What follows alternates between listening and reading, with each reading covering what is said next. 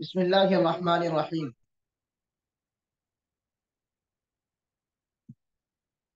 Video को भी pin कर लीजिएगा आप, ठीक है, ताकि आपको इशारे वगैरह भी जो बतलाए जाए वो समझ में आए।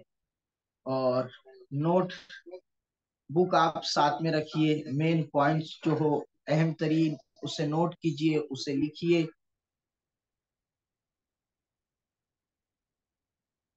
आज का हमारा कुरानी अरबी कोर्स का तीसरा दिन है, ठीक है। हमने कुरानी अरबी कोर्स के ताल्लुक से समझा था ये निसाब बगैर उस्ताद के नहीं पढ़ा जा सकता। बहुत सारे लोग किताब मांग रहे हैं कि हमें मुताला करने किताब दे, हम मुताला करेंगे, लेकिन हम किताब किसी को देते ही नहीं, इसलिए कि कोई मुताले की किताब नहीं है। इसके पढ़ने पढ़ाने के एक पूरा तरीका है। दूसरा है कि न तरबियत हासिल किए बगैर पढ़ाया जा सकता है। जो लोग पढ़ाना चाहते हैं वो भी इस कोर्स की मुकम्मल जो है तरबियत हासिल करें कि किस तरह पढ़ाया जाता है। देखिए, कहने को तो बहुत आसान कोर्स है, लेकिन पढ़ाना मुश्किल है। कि अगर पढ़ाना इतना ही आसान होता तो हर मदरसे वाले पढ़ा रहे होते। हर मदरसे में, आप मदरसे में उलमाए किराम निकलते हैं, उसमें से देखिए अक्सर फजला ऐसे होते हैं जो कुरान का तर्जुमा नहीं कर सकते। तो इस चीज को आप जरा समझिए, हर चीज को प्रॉपर सीखिए, बाकायदा सीखिए, हर चीज की आप तरबियत लीजिए। जी। कल के रोज हम बात कर रहे थे कि अरबी जबान के मुकाबले में कुरानी अरबी ज्यादा आसान क्यों है। ठीक है, हमने कल के रोज ये बात की थी फरहान कि देखिए कभी अरबी जबान के मुकाबले में कुरानी अरबी मैंने कर ज्यादा आसान क्यों है। इस पे कई चीजें हमने समझी। उसमें एक रिसेप्शन और प्रोडक्शन को समझा था कि रिसेप्शन जो है, किसी भी चीज जबान को सीखने के लिए चार चीजें चाहिए होती है: सुनकर, पढ़कर, यानी सुन, फिर जो है दूसरा प्रोडक्शन, बोल कर, लिख कर आपको सीखना पड़ता है। लेकिन कुरान करीम को सीखने के लिए, कुरान की लैंग्वेज समझने के लिए आपको ओनली दो चीजों की जरूरत है, ठीक है। ये हमने समझा था। दूसरा फर्क ये समझा कि जानदार और मुहर्रिक मुनासिब इब्तिदा है यहाँ पर, इसलिए कि नमाज, अजान, कंटिन्यू आप कुरान की तिलावत, सारी चीजें होती रहती है। आगे चलिए जी। एक और फर्क है कि आपको ये, हम जो है ना आपको अरबी बोलना नहीं सिखाएंगे इस कोर्स के अंदर, अरबी जबान बोलना नहीं सिखाएंगे और ना लिखना सिखाएंगे, इसलिए कि इसकी जरूरत ही नहीं है। कल हमने समझा था, हम यहाँ पर जो आपको कुरान करीम को समझना सिखाएंगे, कुरान करीम की आयत का तर्जमा करना सिखाएंगे। अच्छा, एक और चीज ये कि इस कोर्स में अरबी के मुकाबले में ये कुरानी अरबी ज्यादा आसान है, इसलिए कि कुरानी अरबी जो है रिकॉर्डिंग वो इन कुरानी प्रोग्रेस। अल्फाज से शुरू होती है, कुरानी आयत से शुरू होती है। जैसे कि सूरह फातिहा, जो लोग शिरकत करते हैं वो अपना माइक खुद बंद कर लिया करें, अपना माइक खुद बंद कर लिया करें। जैसे कि देखिए आप, सूर्य फातिहा औसतन दिन में 25 मरतबा आप पढ़ते हैं, 25 मरतबा दोहराते हैं। 25 मरतबा आप सूर्य फातिहा पढ़ रहे हैं। अब आप सोचिए कि अल्लाह से समझ कर आप बात कर रहे हैं सूर्य फातिहा पढ़ते हुए, तो आपकी प्रैक्टिस तकरीबन 25 मरतबा प्रैक्टिस होगी। तो फिर हम कहते हैं कि जब हम मुसलमान हैं तो हम जो है किसी और टेक्स्ट से, क्या अलकरातुर राशिदा, मिफ्ताहुल अरबिया और पता नहीं अरबी की कौन कौन सी किताबें होती है, तो उनसे क्यों शुरुआत करें, उनसे क्यों सीखें, हम कोई और टेक्स्ट मेटर क्यों यूज करें। हम कुरान करीम से शुरू करेंगे। हम किसी और टेक्स्ट से शुरू करें कि हादा बैतुल कबीरुन और तिल का हदीकतुन जमीलतुन, तो ये हादा बैतुन कबीरुन आप कब इस्तेमाल करेंगे जिंदगी में, कब दोहराएंगे, कब प्रैक्टिस करेंगे, कभी यूज में नहीं आएगा आपके। तो कुरानी अल्फाज आप बार बार दोहराते हैं। अगर फजर, जोहर, असर, इन 5 नमाजों का वक्त अगर ले लें तो एक मुसलमान कम से कम 1 घंटा औसतन अल्लाह तबारक व तआला से अरबी में बात करते हैं, कुरानी आयात के जरिए से। तो इसलिए कुरानी अरबी कोर्स आप देखेंगे कि इसमें सिर्फ कुरानी करीम की आयात, कुरानी अल्फाज ही आपको मिलेंगे। तो अल्लाह से बात करने की, अल्लाह के साथ कम्युनिकेशन की प्रैक्टिस पहले ही दिन से शुरू हो जाती है, अल्हम्दुलिल्लाह। तीसरा फर्क, एक और ही फर्क आप इसको ये भी ले लें कि हम अल्फाज और मानी पर ज्यादा जोर नहीं देते, हम अल्फाज और मानी पर ज्यादा जोर देते, इस्तिलाहात और ग्रामर पर ज्यादा जोर नहीं दिया जाता। आमतौर पे आप जो दूसरे सिलेबस और पैटर्न्स देखेंगे ले अरबी पढ़ाने के, जैसे मदरसों में और दूसरी जगहों पे, तो वहां ये होता है कि वो इस्तिलाहात को, टर्म्स को और ग्रामर को बहुत ज्यादा फोकस करते हैं, जिसकी वजह से बच्चा उन्हीं में उलझ जाता है और मकसूद हासिल नहीं कर पाता। हम इस्तिलाहात और ग्रामर को जो है बहुत कम टारगेट करते हैं, लेकिन अल्फाज, मानी, इजरा, प्रैक्टिस, इसको ज्यादा फोकस करते हैं। और ये फितरी तरीका है। जैसे हमारा बच्चा है, छोटा बच्चा बोलना जब शुरू करता है तो कहता है पानी। पानी भी शुरू में नहीं कहता है, ठीक है, अलग बच्चे बच्चे अलग अलग बोलते हैं, मम, इस तरह से। तो बच्चा जब बोलना शुरू कर रहा है पानी, फिर धीरे धीरे धीरे बोलते बोलते बोलता है, फिर वो बोलता है पानी लाओ। अब हम बच्चा जब बोलना शुरू कर रहा है, उसी को अगर उसको ग्रामर, उर्दू के ग्रामर भी बहुत होते हैं, हम उसको ग्रामर सिखाना शुरू कर दे बच्चे को कि बेटा ऐसा कहेंगे, देखो कि उर्दू में ना पानी जो है ये इसम है, और लाओ जो है ये फेल है, और फेल अम्र है। और, और उर्दू में, उर्दू के ग्रामर के हिसाब से इसम पहले आता है और फेल बाद में आता है। इसलिए तुम जब भी बोलो तो पहले इसम को लाएंगे, बाद में फेल को लाएंगे। यानी इस तरह से बोलेंगे कि पानी लाओ, ऐसा नहीं बोलेंगे लाओ पानी, दो पानी, नहीं पानी दो। तब हो सकता है कि बच्चा अगले 5 साल तक बोलना ही बंद कर दे कि नहीं भाई मुझे बोलना ही नहीं, कितनी मगजमारी कौन करेगा। ठीक है, तो ग्रामर, लेकिन ये ऐसी बात नहीं है कि ग्रामर हम लोगों को नहीं आते हैं। मदरसे के हिसाब से ना हो सकते, अल्हम्दुलिल्लाह ग्रामर, अरबी ग्रामर जो है कवायद हम जानते हैं, मगर इस तरह पढ़ाना हम मुनासिब नहीं समझते। जैसे कि अगर मैं एक लफ्ज ले लूं, जैसे ले लीजिए युमिनून। अब युमिनून की हम सर्फी और नहवी तशरी अगर करें, तो सर्फी तशरी युमिनून की कुछ यूं बनेगी कि ये युमिनून फेले मुजारे है, मुजक्कर है, गायब है, जमा है, ये बाब इफ़ाल से है, महमूज है। ये देखिए, अब इसकी नाहवी तशरीह युमिनून की कुछ यूं होगी कि ये फेल मुजारे है, मरफू है, इस आखिर का नून, युमिनून आखिर का नून मरफू होने की अलामत है, और ये अफ़ाल खमसा में से है। और इसका जो वाऊ है, युमिनून में वाऊ जो नून से पहले, वो जमीर मुत्तसिल है, और उसकी महल्ली पोजीशन बता रहा है, रफा को बतला रहा है, यानी वो हालत रफा में है।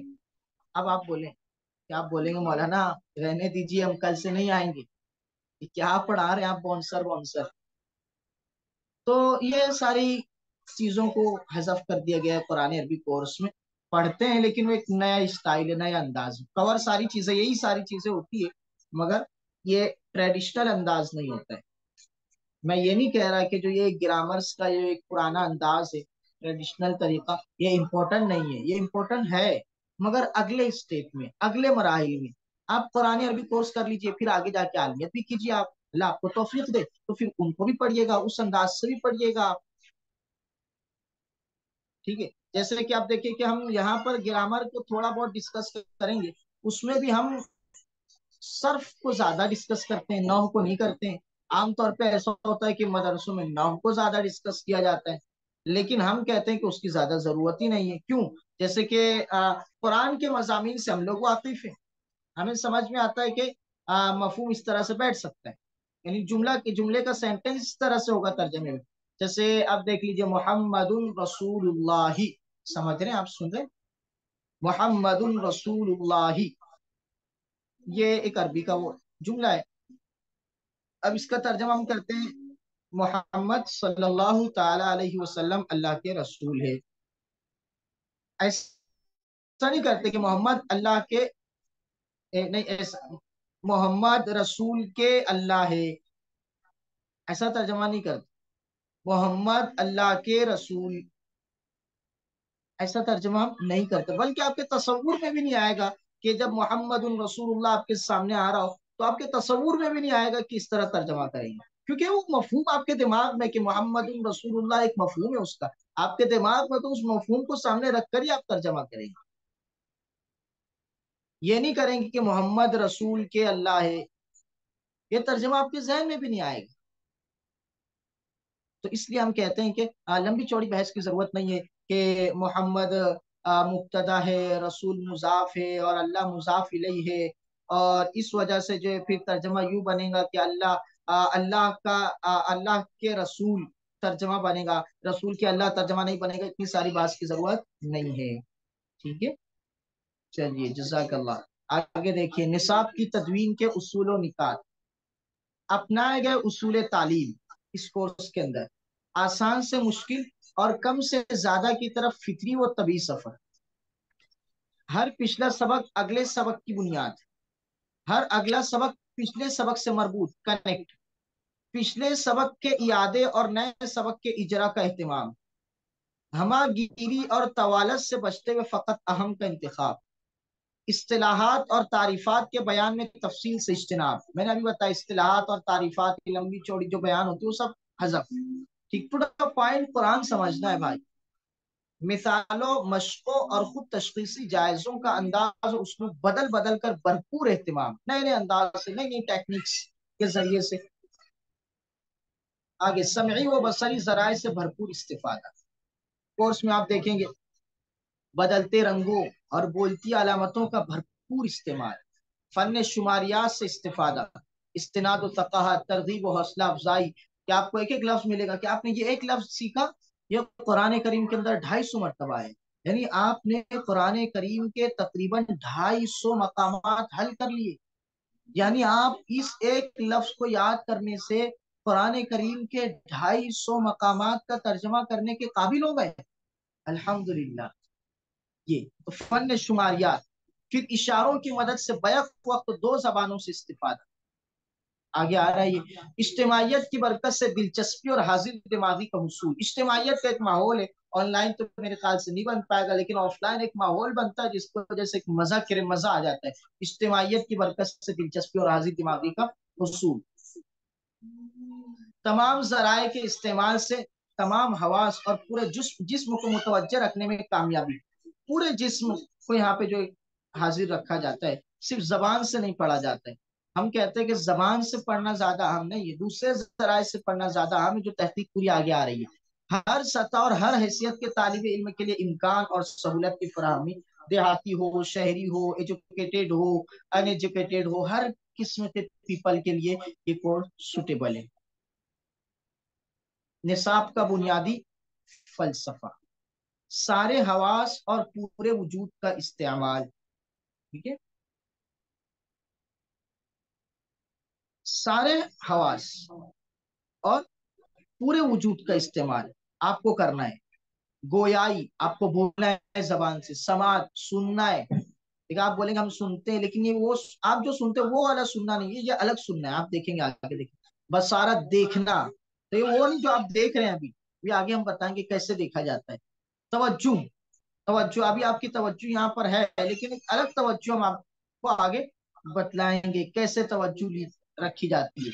हरकत और इज्तिमाइयत, ये कोई मजाक नहीं, ये एक पूरा निजाम है पढ़ने पढ़ाने का, जिसके शवाहिद और मिसालें किताबों सुन्नत से भी मिलती है। अभी से इशारों की मशक कीजिए ताकि बाद में आसानी हो।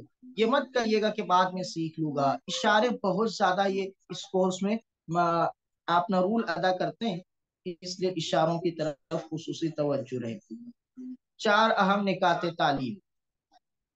जी, अब ये देखें, ये आपके लिए बड़े काम की चीज है।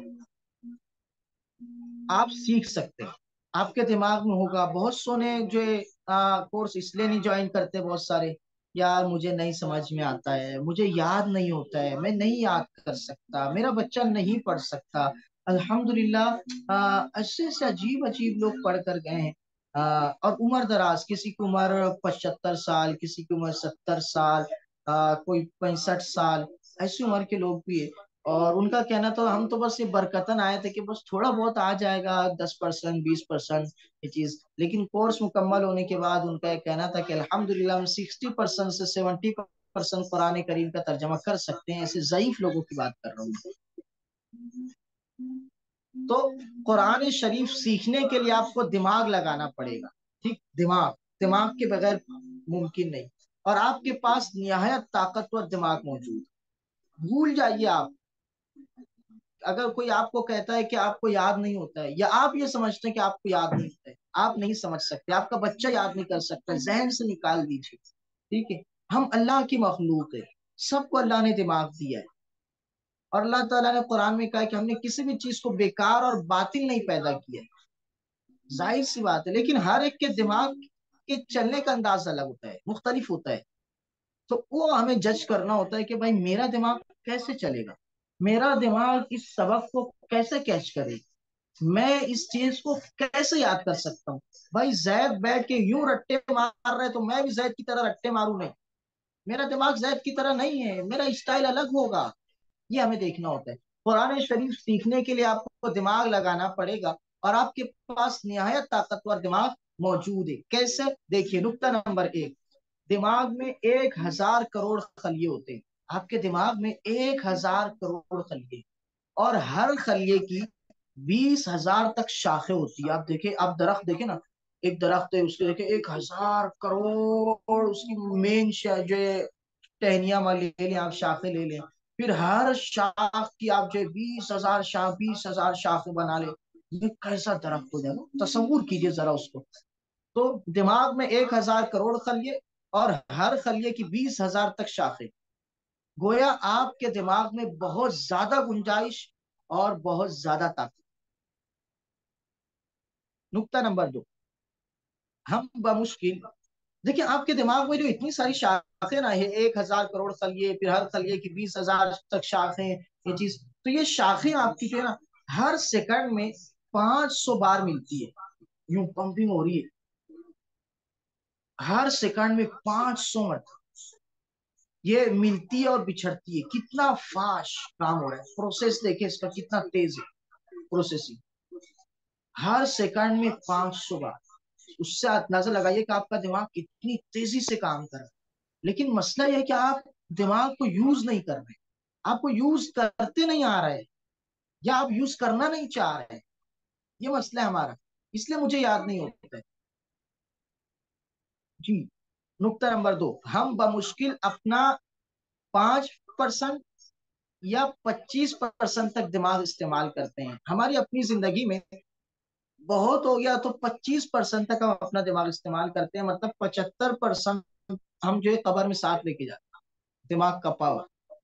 अगर आप 60-70 साल के हो गए तब, तो देखिए कि आप, अगर आप कहते हैं, बूढ़े लोग आते हैं तो कहते हैं मौलाना बस हम बरकत के लिए आ रहे हैं, हमें तो क्या पढ़ते आए, तो हम उनको यही हौसले देते हैं कि नहीं, आप, अगर आपका दिमाग 25% इस्तेमाल हो भी चुका है, तब भी 75% बाकी है अभी।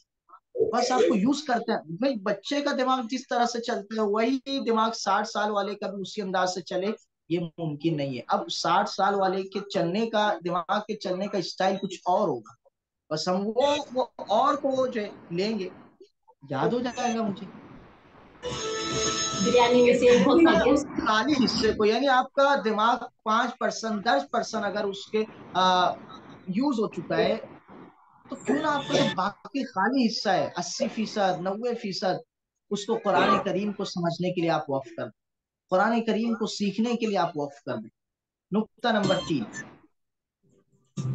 आप 60 बरस के भी हो जाएं, तो दिमाग के सिर्फ 3% खलिए मरते हैं आपके। देखिए आपने ऊपर देखे ना, खलिए कितने, 1,000 करोड़ खलिए, हर खलिए की 20,000 तक शाखें। अगर आप 60 बरस के भी हो जाते हैं, साल के हो जाते हैं 60, तो दिमाग के सिर्फ 3% खलिए मरते हैं, करोड़ों खलियों में से सिर्फ 3% मर रहे हैं। यानी आपका दिमाग बहुत पावरफुल है।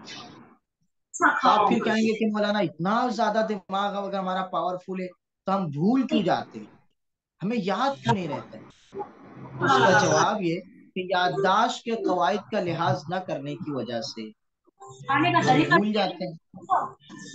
देखिए अपना माइक बंद रखिएगा, जराहे करम। जी,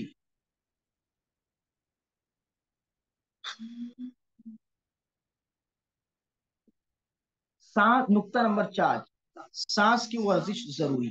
देखिए हमारा दिमाग जो है ना, वो काम न करने की वजह से उसकी मसल्स जो होती है वो आहिस्ता आहिस्ता से जाम होने लग जाती है। तो इसलिए फिर हमें याद नहीं होता है जल्दी, या याद हो जाता है तो याद नहीं रहता है। जैसे आप देखें ना, किसी लड़के का, किसी बच्चे का हाथ फ्रैक्चर हो जाए और उसके हाथ पर प्लास्टर लगा दिया जाए, अब 21 या 22 दिन के बाद जब वो प्लास्टर निकलता है उसका, तो उसका हाथ देखिए बिल्कुल एक सूखी नाली की तरह लगता है, उसकी सूखी नली की तरह लगता है, आप देखेंगे बिल्कुल ऐसा खुश्क हो जाता है, सूखा सूखा सा, पतला पतला सा लगता है ये चीज। क्यों? इसलिए कि इतने दिनों तक वो पैक था पूरी तरह से, तो उसके मसल्स जो है वो इस्तेमाल नहीं हो रहे। तो इसी तरह से हमारे दिमाग के जो मसल है वो यूज ना होने की वजह से प्रॉपरली सुकड़ने लग जाते हैं। जैसे मैं बैठा हूँ, इधर बैठ उधर बैठ, कोई खास दिमागी एक्टिविटी हम नहीं कर रहे हैं, तो उसको वजह से दिमाग सुकड़ने लग जाता है। तो हमें जो है दिमाग की एक्सरसाइज करना पड़ती है उसके लिए, और दिमाग की सबसे बेहतरीन एक्सरसाइज है वो सांस की वर्जिश। सांस की वर्जिश जरूरी है दिमाग और खलियों के लिए, मसल्स के लिए ज्यादा जरूरी, ज्यादा उम्र वालों के लिए खास तौर पर, कि वो सांस ले, वरना आपके खलिए मरने लग जाएंगे। तो क्यों ना कुरान के लिए अपने दिमाग को रियाजत करवाएं, एक्सरसाइज करवाएं कुरान करीम के लिए। इससे बेहतर मकसद और क्या हो सकता है कि आपके दिमाग की एक्सरसाइज भी हो जाएगी, और कुरान करीम समझने के लिए आप ये एक्सरसाइज कर रहे होंगे, तो आपको सवाब भी मिल रहा होगा। जी, समझ गए आप? अब मैं आपसे एक सवाल कर रहा हूँ। देखिए आगे लिखा हुआ, दिमाग की वर्जिश और ग़िज़ा, गहरी सांस। ठीक है, गहरी सांस जहनी और जिस्मानी थकन को दूर करती है, खून को साफ करती है, तनाव को, स्ट्रेस को दूर करती है, जहन को आराम देती और ताजगी बख्शती है, साफ और गहरी सोच में मदद देती है। अब मुझे बताइए कि आप लोग जो यहाँ पे शरीक है, आप में से कौन कौन सांस लेते हैं? कितने लोग सांस लेते हैं? जी, यहाँ जो मौजूद है चैट बॉक्स में जल्दी जल्दी बता दीजिए, कौन कौन सांस लेते हैं? सांस के फायदे आपने देखे ना यहाँ पर, गहरी सांस, जहनी और जिस, आप लिखिए, मैं पढ़ रहा हूँ एक मरतबा फिर से, जल्दी जल्दी लिखिए, कौन कौन सांस लेता है? गहरी सांस जहनी और जिस्मानी थकन को दूर करती है, खून को साफ करती है, तनाव को दूर करती है, जहन ताजगी बख्शती है, साफ और गहरी सोच में मदद देती है। कि कौन कौन सांस लेता है? कोई भी नहीं लिख रहा है, सब यूं ही खामोश बैठे हुए हैं। ये कोर्स ऐसा है ही नहीं खामोश बैठने वाला। अभी तो सबक शुरू होगा तो फिर क्या करेंगे आप? बहुत एक्टिविटी करनी पड़, कंटिन्यू, यानी आप थक जाएंगे। आप जो है, यानी कोई फिजिकल काम कर रहे हैं तो उससे इतना नहीं थकेंगे जितना कुरानी अरबी में थक जाएंगे। इसलिए जल्दी जल्दी कीबोर्ड पर हाथ रख कर बैठिए, फटाफट लिखिए। आप कितने एक्टिव है, आप सुन रहे हैं नहीं सुन रहे हैं, हमें कैसे पता चलेगा? जल्दी जल्दी, कौन कौन? जी, यहाँ जो लोग मौजूद है उनमें से सिर्फ एक ही साहब जो है, कारी फजलुर रहमान साहब है, वो सांस लेते हैं। मैं भी सांस लेता हूँ जी, आमिर सैयद साहब कह रहे हैं। और भाई, और बाकी सब लोग नहीं लेते हैं सांस।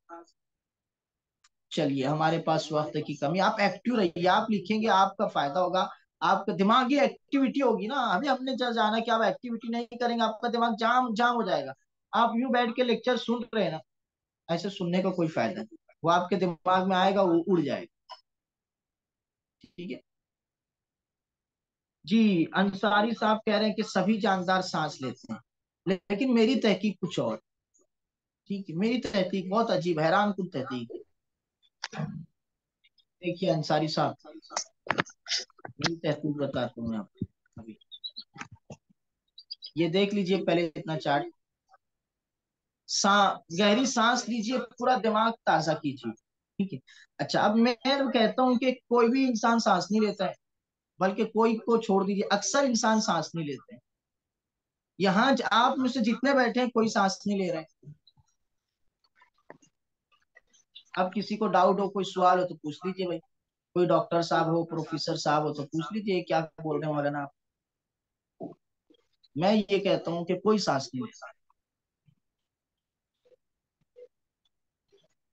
जी।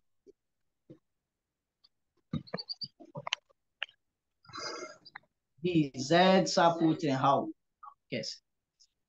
जी जैद भाई, मुझे ये बताइए आपने सांस कब ली थी? आपने सांस कब ली थी मुझे बताइए, जल्दी जल्दी माइक खोल लीजिए एक दो साथ, ताकि जल्दी जल्दी हो जाए। आपने सांस कब ली थी?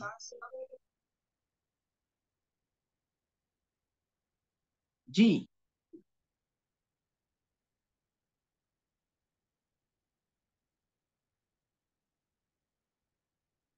मेरा सवाल ये है कि आपने सांस कब ली थी, सवाल का नहीं जवाब यार। दीजिए। ठीक। खाना कब खाया था आपने आमिर भाई, अंसारी साहब?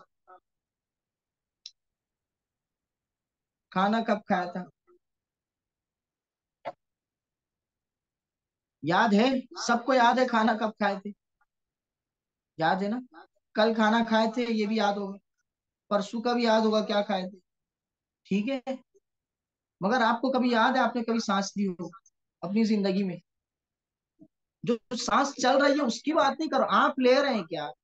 इंसान तो वो जानदार है ना जो अपने इरादे से कोई भी अमल करता है, कोई भी एक्टिविटी करता है। ठीक है, ये मैंने मोबाइल उठाया तो अपने इरादे से उठाया ना, इंसान तो वो है ना।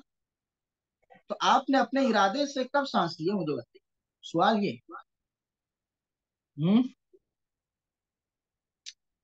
आज हमारे पास बहुत ज्यादा जो मसाइल है, जहनी तनाव है, उलझन है, डिप्रेशन है, स्ट्रेस है, और याद नहीं होता है, भूल जाता हूँ, याद करने बैठता हूँ बहुत टाइम लगता है, चीजें भूल जाता हूँ मैं, गिलास किधर रखता हूँ भूल जाता हूँ, मैं घर में जाता हूँ तो मैं जब अपनी चाबी किधर रखता हूँ भूल जाता हूँ। मैं बहुत सारे जो मसाइल है वो सारे के सारे मसाइल माहिरीन कहते हैं कि सांस न लेने की वजह से। वजह यह कि आप सांस नहीं ले। अभी आप घर में गए और गाड़ी की चाबी यूं ली, ये मोबाइल ले ली, गाड़ी की चाबी यूं ली, और आपने घर में आके यूं रख दिया। थोड़ी बात की, अम्मी जान कैसे हैं आप, जी वालिद साहब क्या हाल है, खैरियत है जी। दोस्त का फोन आया, अरे भाई अपने को जाना है, हाँ चलो चलो, मैं उठे बाहर निकलने लगे, अरे मेरी चाबी, चाबी चाबी किधर है, चाबी चाबी कहाँ है, ओ चाबी नहीं मिल रही। पूरे घर को सर पर उठा लेते हैं, होता है नहीं ऐसा? अरे यही तो रखा था, चीखो पुकार चालू, किसने लिया ये वो, 5 मिनट 10 मिनट इसमें चला गया चीखो पुकार में, और उसके बाद में अरे ये रही चाबी, मैंने ही रखा था। होता है नहीं होता? किन किन के साथ होता है ऐसा बताइए। बहुत सी चीजों में होता हूँ, दुकान में आप काम करते हैं वहां हो जाता हूँ, इस तरह बहुत सी चीजें हैं। तो क्यों होता है ये, किन किन के साथ होता है पहले ये बता दो, जल्दी जल्दी लिखिए चैट बॉक्स में। जी जी, चलिए बहुत बेहतर। होता है ना ऐसा, तो ये इसलिए होता है, इसलिए कि आप सांस नहीं लेते। असल में ये होता है इसलिए कि आप प्रेजेंट मोमेंट में नहीं जीते। ये देखिए, ये सब ना, ये कोर्स पढ़ने के उसूल, ये हर सबक में ये चीज आपको जो हम करवाएंगे एक्टिविटी, इसलिए ये आप ये कोर्स का हिस्सा समझिए इसको। तो आप जो है भूल इसलिए जाते हैं, आपको याद इसलिए नहीं रहता है कि आप जो चीज करते हैं, जो काम करते हैं, वो प्रेजेंट मोमेंट में नहीं करते। उर्दू में क्या बोलेंगे उसको, प्रेजेंट मोमेंट को क्या बोलेंगे, हालात हाजिरा, नहीं ऐसा नहीं, क्या बोलेंगे, कोई बोल सकता है? यानी मतलब उस वक्त हाजिर नहीं होते आप। जैसे कि मैं बैठ के लिख रहा हूँ, लेकिन लिख तो रहा हूँ लेकिन मैं हाजिर नहीं हूँ। ठीक है। तो जो क्रिएटिविटी मेरे लिखने में आनी चाहिए वो नहीं आ पाती। मैं कोई काम कर रहा हूँ, उस काम में जो निखार आना चाहिए नहीं आ पाता, इसलिए कि मैं काम कर रहा हूँ लेकिन हाजिर नहीं हूँ। ये बहुत अहम मसला है। मैं बैठ के याद कर रहा हूँ, लेकिन यूँ याद कर रहा हूँ अल्हम्दुलिल्लाह रब्बिल आलमीन अर्रहमानिर रहीम मालिक यौमिद्दीन इय्याका नअबुदु व इय्याका नस्तईन। ठीक है, मैं याद कर रहा हूँ, मेरी जबान कंटिन्यू रट रही है, मगर मैं हुई नहीं वहां पर। तो ये होता है प्रेजेंट मोमेंट में ना जीना। ये इंसान की सबसे बड़ी कमजोरी है। और इंसान प्रेजेंट मोमेंट में क्यों नहीं जीता, इसलिए क्यों सांस नहीं लेता है। अब आप बार बार सांस लीजिए, जैसे हम आगे तरीका बताएंगे, तो आप देखें फिर आप बिल्कुल वही उसी जगह पर रहेंगे।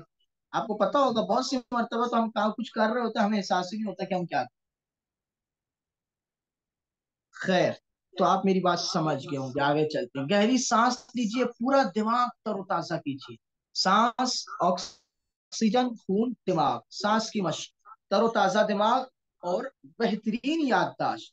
ये काम खास तौर पर उस वक्त कीजिए जब आप किसी चीज को याद करना शुरू कर रहे हो या किसी चीज को याद कर रहे हो। तो इसलिए आप जब कुरानी अरबी कोर्स पढ़ रहे हैं तो हर 5 मिनट पर, 10 मिनट पर आप सांस लें। सांस लेने का वो मतलब नहीं जो आप लेते हैं, सांस लेने का एक प्रॉपर तरीका है, उस अंदाज से आपको सांस लेना है। तो हर 5 मिनट पे, 10 मिनट पर आपको लाजमी लेना है, फर्ज ऐन है कुरानी अरबी कोर्स में सांस लेना। आपको खुद ही लेना है। बीच में तो हम कुछ कुछ सबक तक, 8-9 सबक तक हम एक्टिविटी कराते रहते हैं, फिर उसके बाद सांस लेने का तो कोर्स नहीं है, नहीं। तो फिर आपको भी लेना होता है। आप जितनी लेंगे उतने अच्छे से आप पढ़ रहे होंगे। ये सिर्फ कुरानी अरबी में नहीं, अपने बच्चों को सिखाइए। प्रेजेंट मोमेंट में जीना सिखाइए अपने बच्चों को। अब हमारा बच्चा स्कूल जा रहा है 6 घंटे, उसके बाद जा रहा है 3 घंटे ट्यूशन। ओ भाई, ट्यूशन की क्या जरूरत है? 6 घंटे क्या करके आया है फिर वो? तो वो 6 घंटे उसने यूज ही नहीं किया ना। 6 घंटे टीचर पढ़ा रही है, उस वो बैठा है वो। तो प्रेजेंट मोमेंट में जीना, ये बच्चों को भी सिखाया जाए। तो उसकी एक बेहतरीन एक्टिविटी है कि सांस, सांस कंटिन्यू, हर बार बार सांस लीजिए आप। देखिए अभी मैं आपको सांस आगे लेने बोलूंगा तो देखिए आप कैसे पूरे फ्रेश हो जाएंगे। सांस की मश्क के उसूल: खुली हवा हो, ठीक है, इसलिए बोलते हैं ना क्लासेस ऐसी जगह पर हो जहाँ खुली हो, आसपास गार्डन हो। ताजा, खुली और वाफिर हवा के लिए खिड़कियां खोल दीजिए। खाली पेट हो, ठीक, इसलिए बोलते हैं खा, आप पढ़ने बैठ रहे हैं तो बहुत ज्यादा खा पी कर मत बैठिए वरना सुस्ती चढ़ जाती है। खाली पेट, खाना खाने के 3 से 4 घंटे बाद। सीधी कमर, आपकी कमर सीधी होनी चाहिए। गर्दन और रीढ़ की हड्डी एक सीध में रखिए। ठीक है, अब जैसे पढ़ने बैठ रहे हैं तो यूं बैठते हैं, यूं बैठते हैं, या फिर दीवार पे यूं आप सो जा रहे हैं। नहीं, इस तरह नहीं। आपकी गर्दन सीधी हो, गर्दन बाज लटका देते हैं यूं, कोई इधर लटका रहा है, कोई ऐसे लटका के बैठा है, ठीक है, नहीं। आपकी गर्दन बिल्कुल सीधी होनी चाहिए। फिर आपकी रीढ़ की हड्डी भी पूरी एक सीधी होनी चाहिए, सीधा। ठीक है, जैसे कि आप नमाज में क़याम में खड़े होते हैं ना, जिस पूरा सीधा, गर्दन भी सीधी और कमर भी सीधी, ये पूरा सीधा होना चाहिए। ये सांस लेने का तरीका बता रहा हूँ आपको। और पढ़ने का तरीका भी यही है कि पढ़ेंगे भी आप ऐसे ही। अब आप यूं पढ़ रहे हैं तो फिर इतना नहीं हासिल करेंगे आप। यूं पढ़ रहे हैं आप, म- पढ़ तो लेंगे आप, लेकिन उस पढ़ने का आपको ज्यादा फायदा नहीं होगा, याद नहीं रहेगा। आप फिर मुझे आके बोलेंगे मौलाना साहब मुझे याद नहीं रहे। ठीक है, आगे। नाक और मुंह: नाक से सांस लीजिए और कुछ देर बाद मुंह से निकाल दीजिए। कुछ देर का क्या मतलब? अब देखिए, सांस लेने के लिए आप पूरे तैयार हो जाएं, ठीक है, सीधे होके बैठ जाएं, आपकी कमर भी सीधी हो, गर्दन भी सीधी हो। नाक से सांस लेते हैं और मुंह से छोड़ देते हैं। सांस जो आप लेते हैं ना, एक तो लेते ही नहीं है, जैसा कि मैंने बताया। आप में से किसी को भी याद नहीं है कि हमने कब सांस ली। खाना याद है क्या हमने दोपहर में खाया था, दाल दाल चावल, लेकिन ये नहीं याद है कि सांस कब ली थी। तो सांस खुद से लीजिए। माहिरीन कहते हैं कि इंसान को जो बीमारियां हो रही है उसकी वजह, अहम तरीन वजह है कि इंसान सांस नहीं ले रहा है। मुझे अभी उतना याद नहीं है, पढ़ा था मैंने रिसर्च कि इंसान को इतने टन डेली सांस लेना चाहिए, यानी इतने टन सांस उसको लेना चाहिए, मगर वो उतना कोटा पूरा नहीं हो रहा है क्योंकि ले नहीं रहे ना। वो तो ऑटोमेटिकली चल रही है हमारी, तो थोड़ा बहुत काम चल रहा है उससे। तो उसकी वजह से बहुत ज्यादा बीमारियां इंसान को हो रही है। तो सांस आप लीजिए, नाक से सांस लेंगे। लेने का तरीका है कि आप सांस लेते वक्त सीने से नहीं लेंगे। देखिए बाज लोग सीने से खींचते हैं, देखिए ये सांस, ये देखिए मैं सांस ले रहा हूँ। अब आप लोगों को शायद कैमरे में इतना साफ समझ में नहीं आया, सामने रहते हो समझ में आ जाता है। सीने से मैं ले रहा हूँ, आवाज भी आ रही है। ये सांस का कोई फायदा नहीं है। सांस जो ली जाती है पेट से ली जाती है, पेट से, ठीक है। आप जितनी सांस लेंगे ना, आपके चेहरे पे उतनी तरोताजगी होगी, आपके चेहरे पे नूर होगा, आपका चेहरा खूबसूरत नजर आएगा, रौनक नजर आएगी। हमारे चेहरे मुरझाए मुरझाए होते हैं इसलिए कि हम सांस नहीं लेते। कैसे देखें, छोटे बच्चों को देखें, कितने प्यारे प्यारे लगते हैं, कलर कैसा भी हो, लेकिन देखने में बड़े खूबसूरत लगते, कशिश होती है उनके चेहरे पर। छोटे बच्चों क्यों? वो सांस लेते हैं, क्योंकि वो बच्चे नेचुरल सांस ले रहे होते हैं। जैसे कि आप देखिए ना, नॉर्मल बच्चा जब सो जाता है, या हम भी सो जाए ना, तो हम भी नेचुरल सांस लेने लग जाते हैं। जब बच्चा सोता है ना, तो आप देखिए जब वो सांस ले रहा होता है तो उसका पेट हिलेगा, पेट ऊपर नीचे हो रहा है। पेट क्यों हिलता है? सांस लेने की वजह से। अभी मुझे आप में से कोई बताइए कि आपका पेट हिल रहा है, मतलब आप सांस ही नहीं ले रहे। लेकिन जब इंसान सोता है तो ये देखिए पेट से सांस खींचता है। तो सांस लेने का सही तरीका है कि आप पेट से सांस लीजिए। जब आप सांस लेंगे तो आपका पेट अंदर जाना चाहिए, ठीक है। नाक से खींचेंगे तो पेट आपका अंदर जाना चाहिए, सिर्फ सीने से नहीं लेंगे, ठीक। अच्छा, सांस लेने 4 सेकंड में आप सांस लेंगे, खींचेंगे 4 सेकंड में। ये देखिए इस तरह से आहिस्ता से 4 सेकंड, फिर 3 सेकंड अंदर रोक कर रखेंगे उसको। 4 3 कितने होते हैं? 7, ठीक है। और फिर 8वें सेकंड में छोड़ देंगे बाहर, मुंह से, ठीक है। तो अब लीजिए 2 3 मरतबा, ताकि अभी तक आपकी जो थकान हुई है वो खत्म हो जाए। और ये देखिए क्लास हमारी आज पहला सबक हमें शुरू करना है, अभी मीटिंग ये खत्म भी हो जाएगी, टाइम पूरा हो रहा है। तो आप दोबारा से जो है 4 मिनट के बाद ज्वाइन कर लीजिएगा, पूरे फ्रेश होकर। तो एक तो सांस मेरे साथ ले लीजिए, फिर 4 मिनट आप मुस्तकिल लेते रहिए, फिर अगली बात करेंगे।